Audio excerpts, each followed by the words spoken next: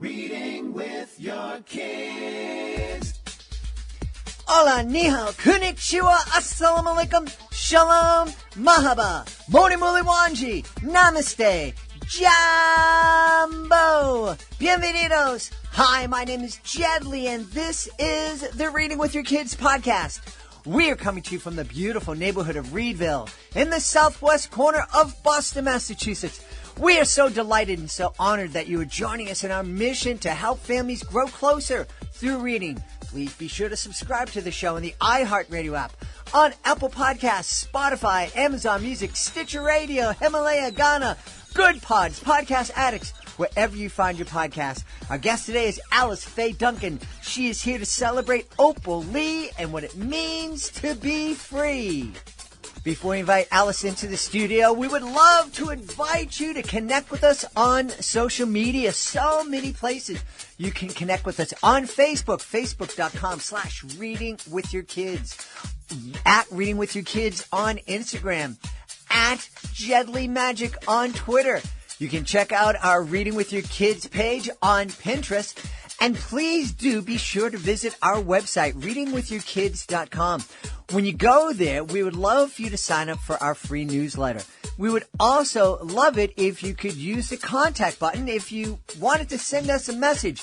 And, of course, you are welcome to click the Parents Click Here button at the top of the page to find out how you can bring the Reading With Your Kids podcast and our great, fun, totally interactive educational magic shows to your community. Also find out about our Certified Great Read Hall of Fame. And if you are an author, you absolutely want to click the Authors Click Here button at the top of the page to find out how we can help you celebrate your fantastic book. Join us right now from the beautiful city of Memphis in Tennessee. Our guest today is here to celebrate, I think, a really important book. It's called Opal Lee and What It Means to Be Free. Please welcome to the show, Faye Duncan. Hey, Alice, how are you? I'm doing so very well. Thank you for having me. I'm delighted to have you on. Now, as I understand it, Opal Lee is the mother of Juneteenth. Did I get that right? She is called the grandmother of Juneteenth. Yes. And the reason that they call her the grandmother of Juneteenth is because I guess it was 2016, when she was in her 80s, she decided that as a Texas native, as someone who had celebrated Juneteenth all of her life, she decided to take up the mantle of turning the government's attention toward making Juneteenth a national holiday. She wanted Congress and the Senate to pay attention and to vote on making Juneteenth a national holiday. So she did a walk across the nation collecting signatures.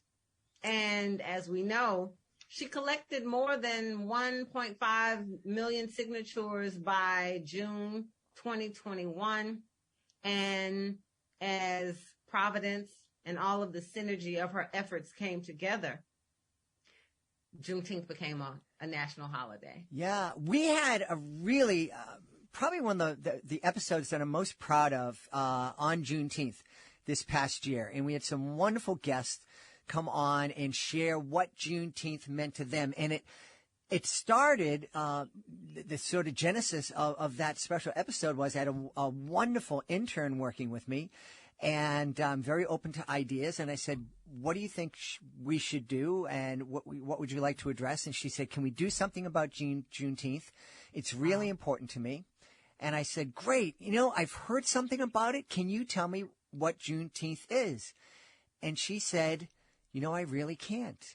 I know it's important, but I don't know why. And so that was the episode was, let's dig into this and find out what it's all about. So for people who didn't hear that episode, and we're going to let you know how you can after you listen to Faye, could you remind us what Juneteenth is and why it's a holiday that we should all celebrate? Okay. Well, we are approaching New Year's Eve, aren't we? Mm-hmm. And New Year's Eve in 1862. New Year's Eve 1862 is the night before New Year's Day, 1863. President Lincoln, during the Civil War, had signed a decree that said on January 1st, I said 19, Lord Jed. How you going to say 19?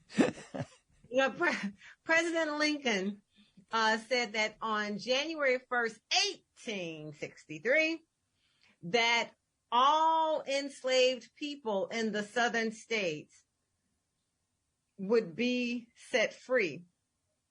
And at that time, those people, particularly the men, would have an opportunity to fight on the side of the Union in the Civil War. And so there is something called Watch Meet Night or Testimony Service Night, and that is New Year's Eve. And that watch meet comes from the enslaved going to churches and clearings to watch the new year come in, because on January 1st, 1863, they would then gain their freedom. 2 years later, which brings us to Juneteenth. 2 years later, on June 19th, 1865, those who were enslaved in Texas got the message from an executive order from General Gordon Granger, a Union soldier, that freedom had come. But those enslaved in Texas, they were 2 years late getting the message because there was not a large presence of Union soldiers in Texas, Texas being so big and vast and having these, so many various terrains.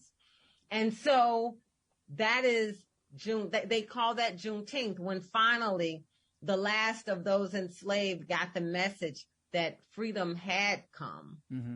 And what Granger does is he brings with him hundreds and thousands of Union soldiers so that they could marshal in that freedom for those enslaved who were still, on plantations, on the docks in Texas. Mm.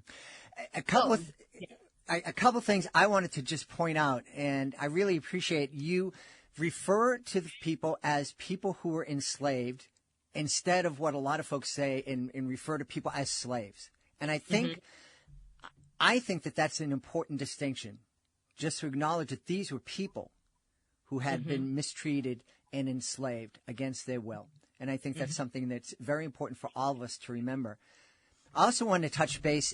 You most likely do not know that one of the first regiments of black soldiers who fought for the Union trained 2 blocks away from my house here in the lovely neighborhood of Reedville, the Massachusetts 54th.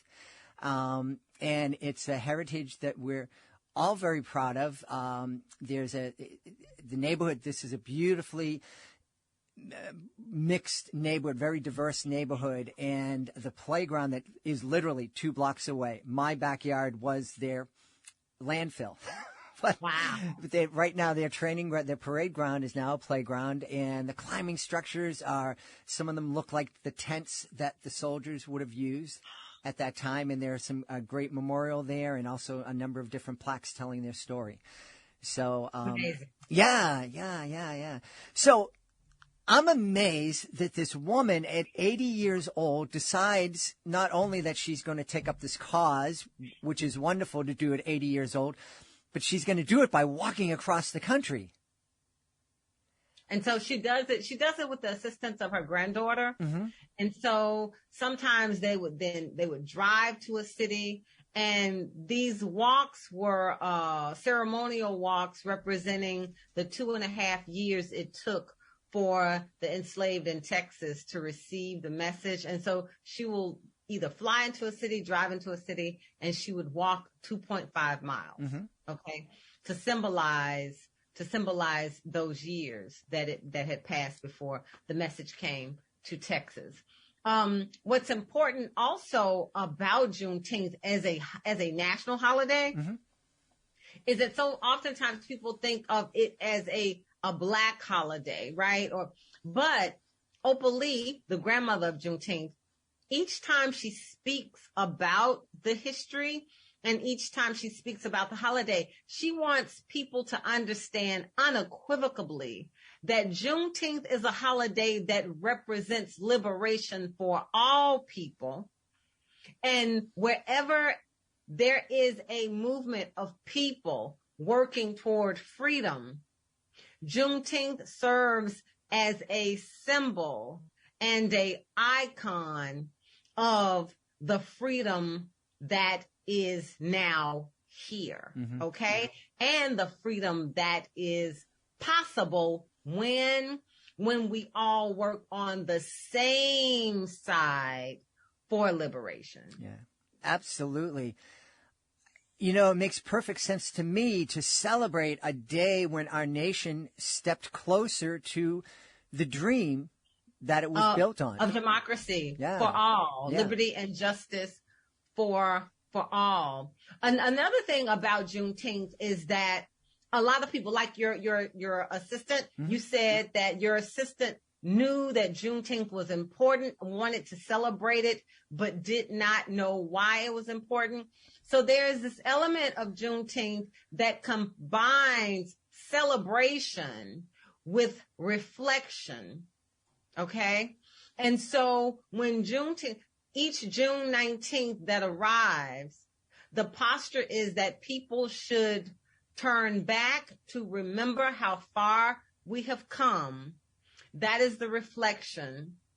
And then we celebrate the freedoms that we have.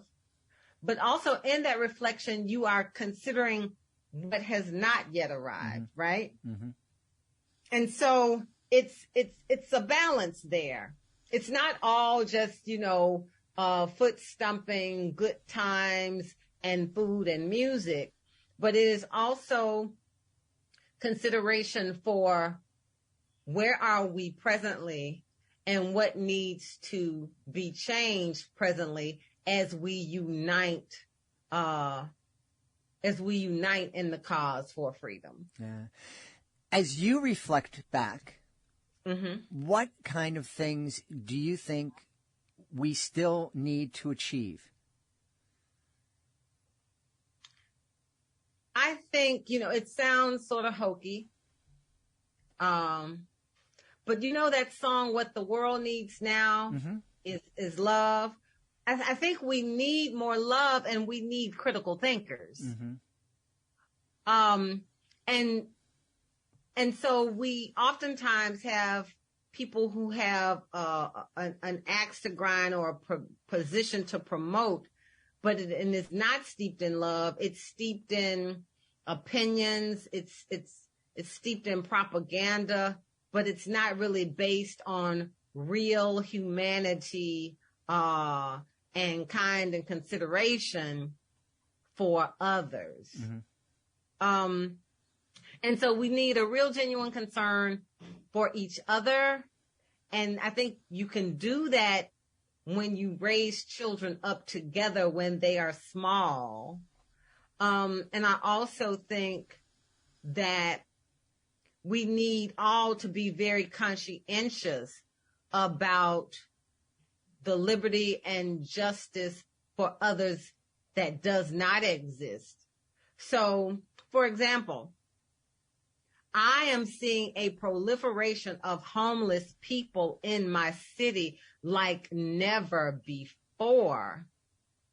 And as I see the population growing, or as someone say, not maybe the unhoused, mm-hmm. as I see the population growing, I wonder to myself, what can we all do? How can we approach our government officials, our politicians? What can we do? Because when I see the unhoused hurting and in the streets and they're begging and they're sleeping under the viaducts and they're sleeping right on the sidewalks in the middle of downtown Memphis, I'm wondering how do I help this? Because I am here in my comfortable home, warm and cozy, but a myriad of people are not comfortable tonight. Mm-hmm. And so I just think that some kind of way, maybe we need to use books to inspire empathy and compassion in children so that they will grow up to be adults who have empathy and compassion. Because right now, when I look around, I see a lot of people in power who are not trying to create laws and put systems in place that will keep people from hurting, that will keep people from being hungry, and that will keep people from being harmed. One of the things, it's interesting, and we don't get political here on this podcast. I'm sorry. Oh, no. I agree with you. And one of the things that I was going to say is, one of the things that's so frustrating is what I see most politicians being most concerned about on both sides of the aisle is power and staying in power, as opposed to lifting people up. Exactly. And so what I try to do with my books, like, okay, so I have the book here, Opal Lee and What It Means to Be Free, a book about Juneteenth. But I also have a new book called Evicted, The Struggle for the Right to Vote. And I have a book about Dr. King called Memphis, Martin, and the Mountaintop. All of those 3 books are about young people who are actualizing their power to make a difference for good in the world. And so what I try to do with my books is write about these unexplored histories and then write them in a way that's lyrical and write them in a way that will inspire young people to see that they have a voice. Individually, they have a voice and they can make a difference. And collectively with others, they have a voice and they can make a difference through what? Not just through speaking, but through actions. And Alice, one of the things before the pandemic hit, my full-time job was traveling around the country, going to schools and presenting educational magic shows and inspiring kids to create bully-free cultures in their schools. And and I've been doing that, hitting on that particular topic for over 15 years. And we so need it now. Yeah. But one of the things with all the research that I've done, the most effective way to create a culture of kindness and empathy is to stop talking about building a bully-free school and start talking about a school where people are concerned about each other, where people stand up for each other when they see somebody hurting, when people include everyone. And when you do that, and when people understand that we're talking kids, when they understand that they're empowered, that they're responsible to react to the suffering of others, real change happens.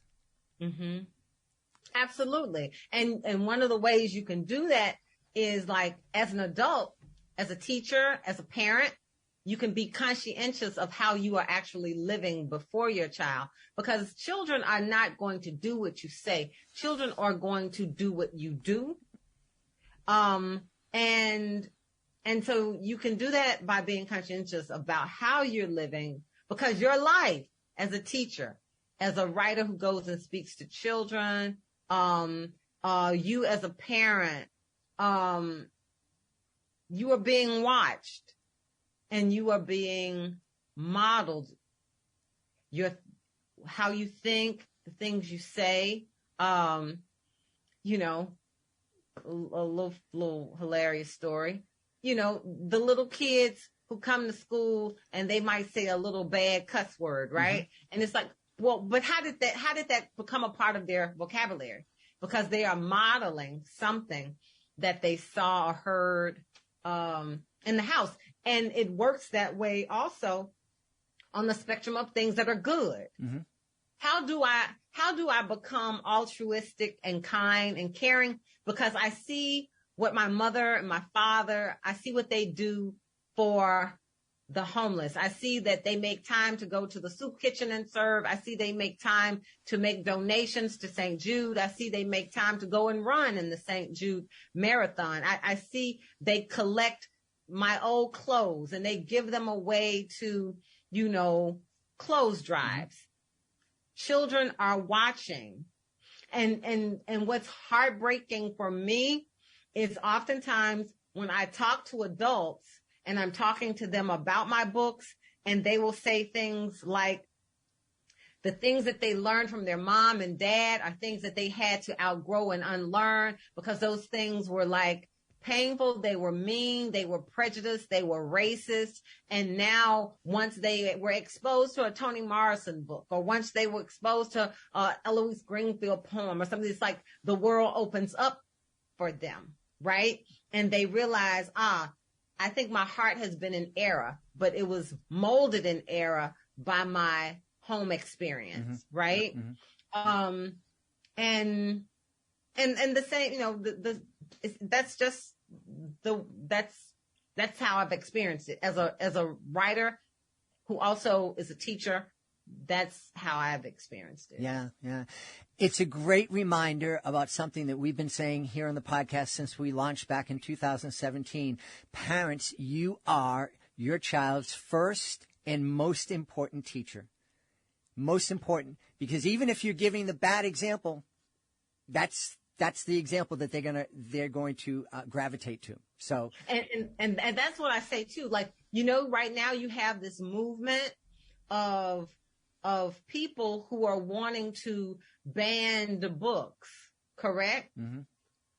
And so my word to parents is there are systems that can ban all the books in the world, but it's up to you to take your child to the library, to expose your child to those things that you feel are important. If it's being sabotaged in the public school or the private school, whatever type of school system your kid goes to, if that kid is not learning about, Black history or foreign cultures, because those books have been banned, it's on you to now be very conscientious about how you're exposing your child to a diversity of books and a diversity of ideas.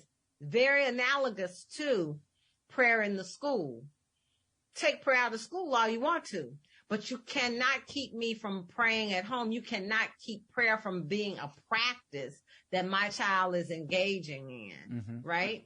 And so that's how I feel. I mean, we do need to stand up against, because I'm a school librarian, so we do need to stand up against those that want to censor books. But at the same time, we cannot put all of the burden on the teacher and the school to do the fighting and the providing of the literature. Fighting for and the providing of the literature. Yeah. My beautiful wife and I were very, very, and she's a teacher, but we were very much aware that if we wanted our kids to embrace the values that we thought were important, then it was up to us to teach those values. And if they happen to also hear them in school and in the media that they consumed, great. But first, they learn to hear from But us. you know what, what's your last name? Doherty. So it's like, okay, but in the Doherty household, this is how we treat people with kindness in the Doherty household, right? Did you hear a recording from my house from 20 years ago? No. Because I think that was a direct quote from a couple of kids. No, but I came from the Duncan household, right? And so it's like in the Duncan household, you go to college. I was like, oh, but I don't want to go to college. Are you a Duncan? Yes, I am. Well, you're going to college.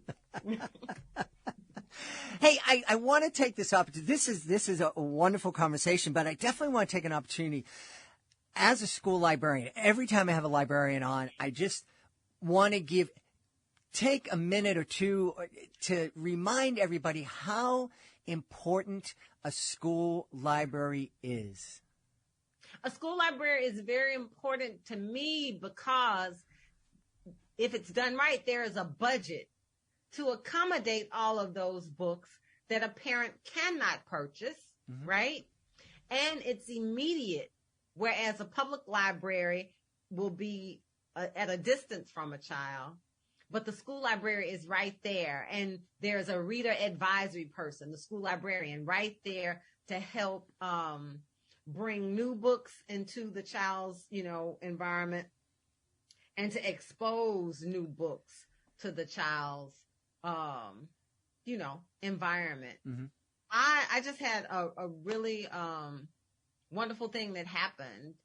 I had a principal who called me 2 days ago, and she texted me and she said, "Hey, keep doing what you're doing." And then there was a link in the text, and it was a local magazine article talking about a young man who has just opened up his own bookstore in the city.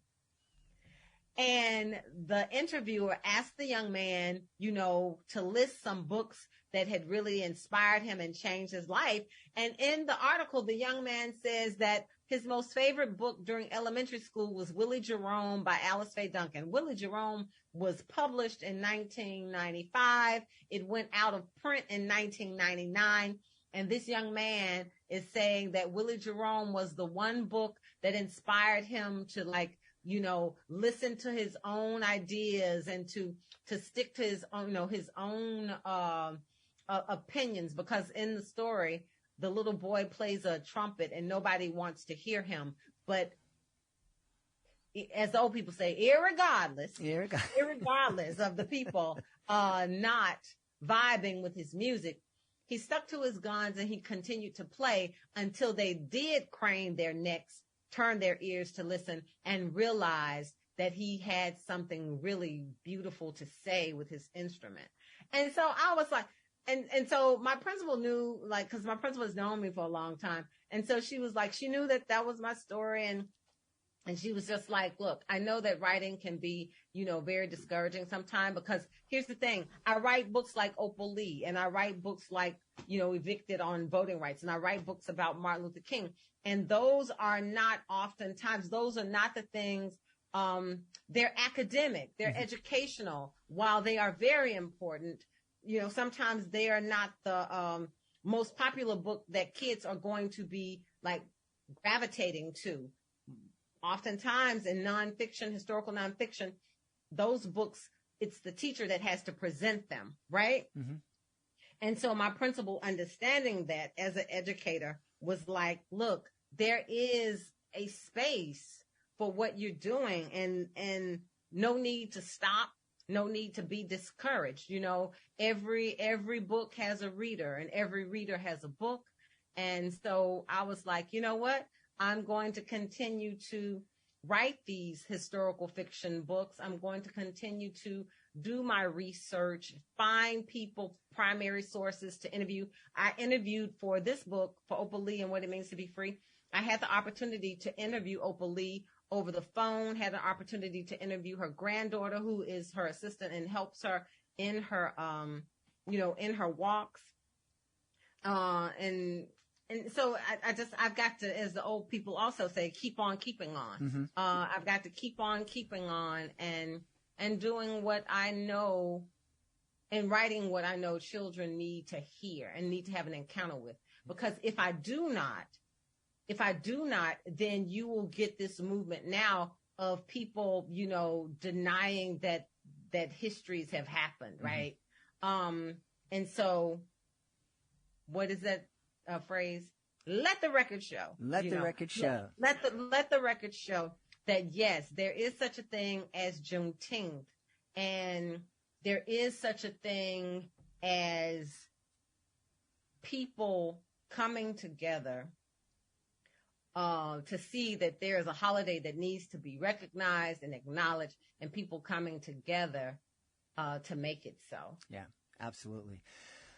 This has been a fantastic conversation, and I'm so happy that we've had it. And I know people are going to want to know where they can go to find out more about Opal Lee and what it means to be free, and where they can find out more about you.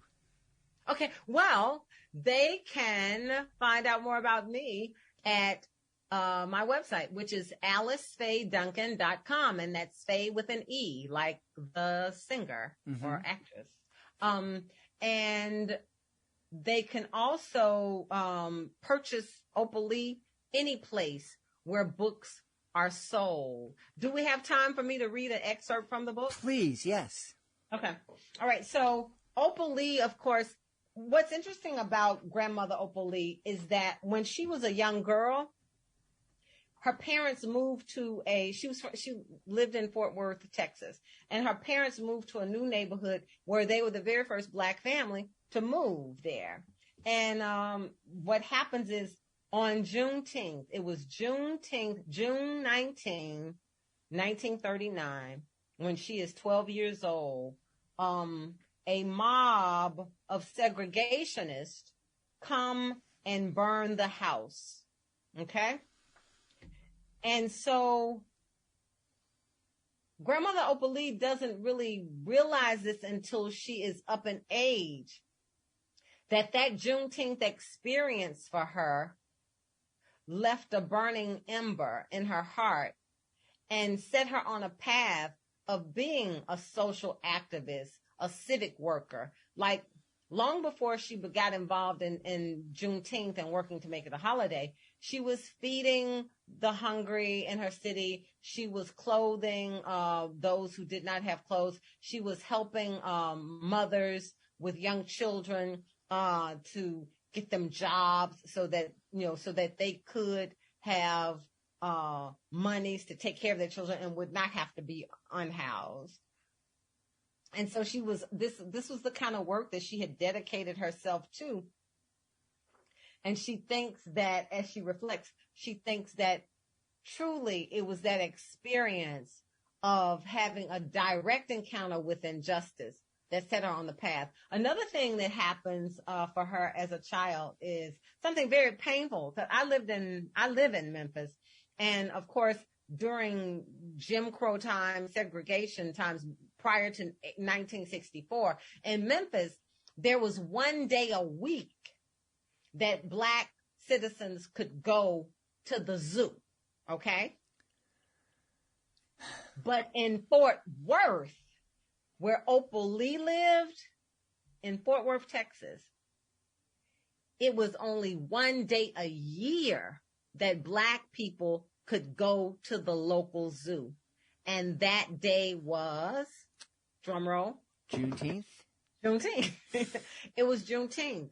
And so this is the kind of environment she grew up in, but it's also the kind of injustice that she has used her life to work against, and her life is now a model for young children to say, hey, you're never too young, you're never too old to make a difference in the world. You're never too young, you're never too old to bring about a change for good in the world. Opal Lee and What It Means to Be Free, the true story of the grandmother of Juneteenth. Happy Juneteenth Jamboree! Come and join the fun. Opal Lee waved to her great-grandson as he barreled across the park. He zipped past lines of picnic tables covered with platters of barbecue, baked beans, tomato tarts, and raspberry cobbler.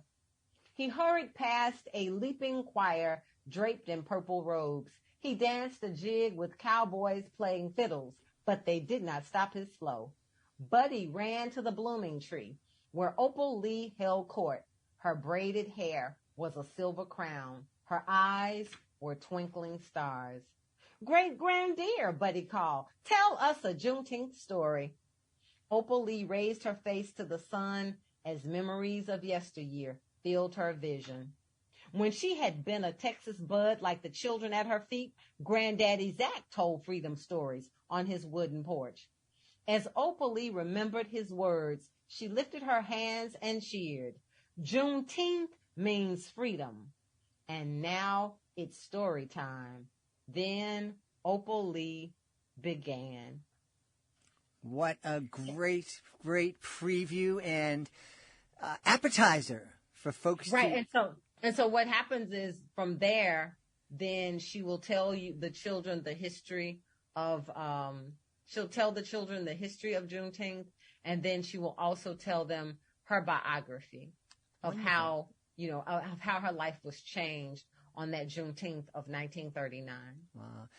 Really, really powerful read. I hope everybody goes to their local library, goes to their local bookstore, and requests a copy of Opal Lee and What It Means to Be Free, written by our guest, Alice Faye Duncan. Alice, I am so happy.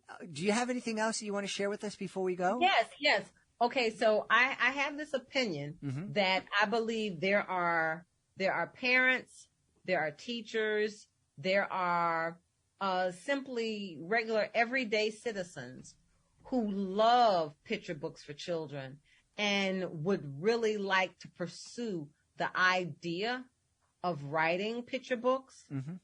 And so therefore, I believe that there are so many adults who wish to pursue writing picture books for kids, but they don't know how to start, don't know where to start, and don't really know what that all entails. They just have a heart and a yearning to do that.